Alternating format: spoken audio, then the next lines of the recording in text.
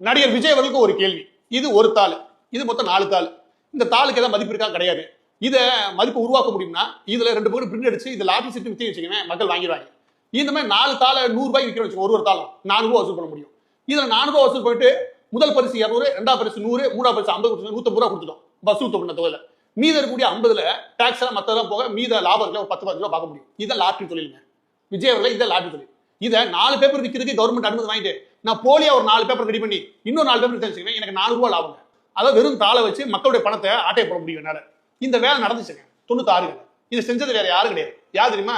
ஆதவ அர்ஜுனகர்ல உங்க பக்கத்துல ஒருத்தர், அவருடைய மாமனார் யாரு, லாட்டரி மார்ட்டின், அவர் மகளை தான் அவர் கட்டிக்காரு.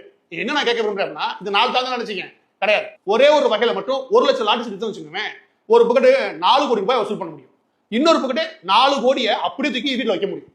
1 லட்சம் லாட்டரி சீட்டு விற்க வச்சுட்டு 4 கோடி வசூல் பண்ணிட்டு போலியா 1 லட்சம் லாட்டரி உள்ள வித்து அந்த 4 கோடி வசூல் பண்ணி வாயில போட்டவன் வேற யாரும் கிடையாது, உங்க ஆதவ அர்ஜுனா தான். நான் என்ன கேட்கிறேன் அப்படின்னா, இப்படி ஒரு ஆளை பக்கத்துல வச்சுக்கிட்டு என்ன நீ நேர்மையை பத்தி பேசுற, என்ன நீ எளிமையை பத்தி பேசுற, என்ன நீ சாதாரண மக்களை பத்தி பேசுற? இந்த சாதாரண மக்களை 25 லட்சம் மக்களை நடுத்தருக்கு கொண்டு வந்த ஒருத்தனுடைய மருமகனை தான் நீ பக்கத்துல வச்சிருக்க. அந்த மருமைய சுயமா முன்னேற நாள் கிடையாது. என்ன பெரியார படிச்சு அவனை படிச்சு கிடையாது. அவர் லாட்டரி மார்ட்டினுடைய மகருக்காக அவர் பிடிச்சாரு, அதனால முன்னேறாரு. அந்த ஆளை பக்கத்துல வச்சு நீ என்ன நேர்மையை பத்தி பேசுற?